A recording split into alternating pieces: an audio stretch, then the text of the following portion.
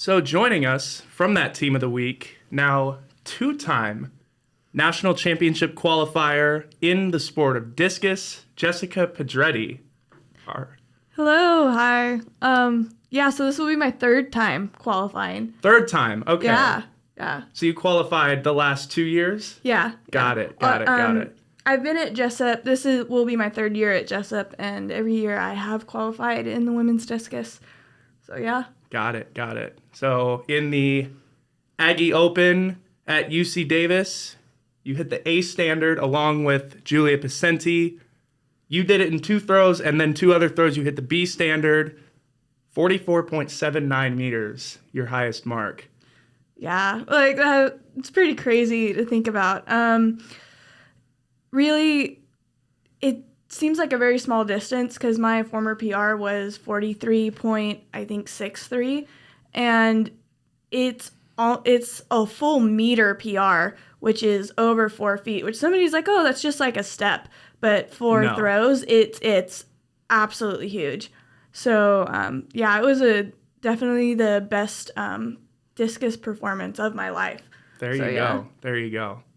So last year, you qualified for nationals in the very last event of the year. It was literally called the Last Chance. So what's the difference this year qualifying so early? I mean, you have like 5 or 6 meets left versus last year. Yeah. I think there's like 7 weeks left in the semester, and we have like 7 meets left. So I think the main difference for me was a change in my mental game.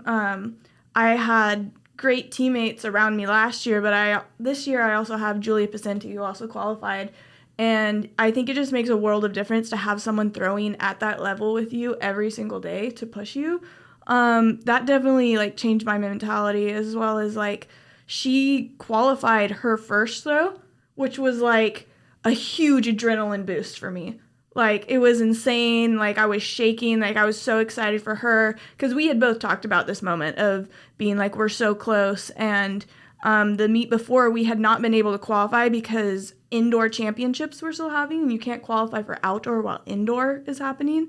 And so we went into that meet with just kind of this is a casual icebreaker. Let's just get loose. And we weren't really close to the outdoor mark. And so coming into this meet, it was just okay, game face, let's go in, let's do it.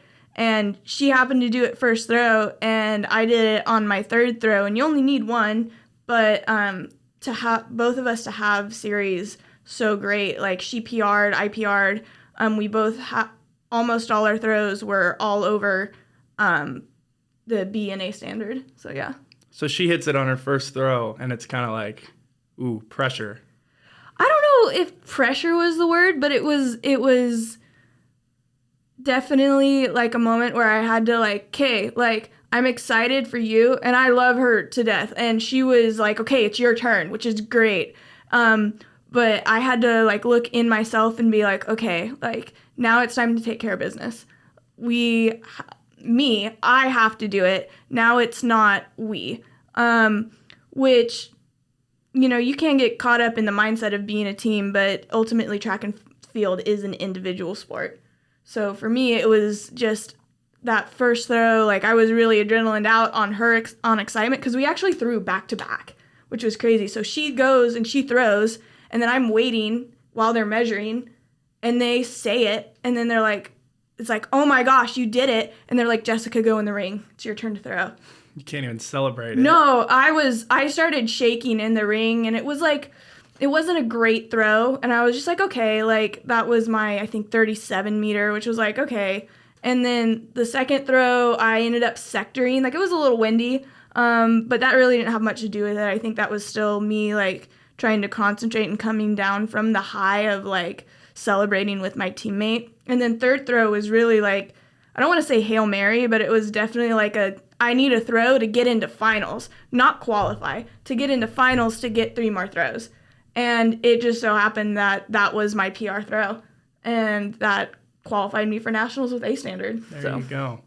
It's definitely interesting to see the differences in camaraderie between my sport, which is completely team-based. You're always picking each other up, and leaning on your teammates and different positions and different things. It's interesting. I've always seen you guys as a very team-oriented sport as far as the interactions you guys have and the camaraderie you have. But at the end of the day, it is, like you said, a very individualized sport. Yeah. I think what you see for the Jessup track and field team is very unique, because that is definitely facilitated by our coach, that we operate. Like, we are a small school, therefore we have a small track team, but that is the reason why we operate as a team, because we are able to look at each other and find motivation. It's not like Sac State's track team, which has like 95 people.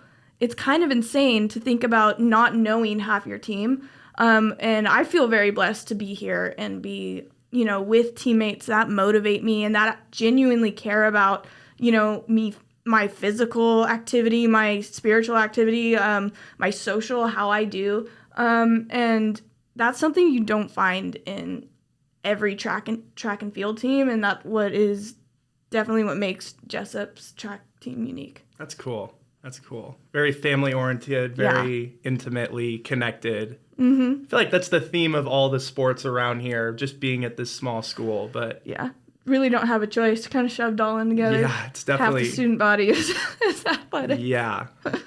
But that's cool to see. So you qualified, Julia qualified. Like we said, there's a lot of season left. Now what? Now I just get to have fun. Because last year, we talked about I qualified at the last meet possible. I was also dealing with a major back injury last year that really put me out for a lot of the season. I actually ended up, for the majority of it, not competing in one of my main events because of that, the javelin. And so for me, this immediately was like this huge sense of relief of, wow, I get to go in and like actually have fun this season. And I could immediately see the result in that, because I had shot put right after discus, and I PR'd in shot put, which I haven't done in a very long time. And it was just like this whole sense of there's no more inward pressure of I have to qualify, and that directly translated to my shot put. And then also, I had great throws after that one throw, but it was still great. I'm looking forward to going into the rest of the season and having fun. As far as the rest of the team, we still have girls and guys that are trying to qualify. Yes. Some of which did not race in those events because of like rest reasons, or Erica and Paloma, who actually just finished indoor nationals, so they kind of had a rest week, and it wasn't even the best day to race hurdles, which is Erica's event. And so, looking forward, they are definitely ones to look for as we look for more qualifiers. For sure. Yeah, Paloma Bomber, Erica Wasek, and Azalea Prince, all three qualified for indoor nationals. Mm-hmm. Now it's on to outdoor nationals, so not really any time to rest and recharge, which can be a good thing, can be a bad thing, depending on how you prepare and how you get mental reps. Definitely, yeah. It's such a fast turnaround, especially for Azalea, who has gone straight from cross country to the GSAC championships to the NAIA cross championships to training for indoor, qualifying, then going and competing in indoor, and now she's starting her outdoor season, and she has literally had no rest. So, yeah, she's just such an impressive human being. Going for national qualifier number 7. Yeah. Unbelievable stuff. Yeah. Yeah, I remember Azalea. She was one of my first friends I made at Jessup in my freshman year, and we bonded over baseball. She's a diehard Angels fan. I'm so sorry, Azalea. So we were just watching baseball and talking about it, and then I remember reading the article that she either set a Jessup record or set some ridiculous PR in like her first cross-country meet of the year. I'm like, holy cow, this girl is legit. Yeah. And she has done nothing but beat her own records and continue to qualify in all 4 years. It's been really, really fun to watch. Yeah. I would argue I'm not quite sure, but I'm pretty positive that she is one of the most decorated Jessup track and field athletes on our team. like in the history of Jessup track and field. For sure. So you guys kind of stole the show, for lack of a better word. You and Julia. The men had a heck of a weekend. 12 PRs set by 9 different athletes. Were you able to watch this, or were you kind of distracted in your own events? Yeah.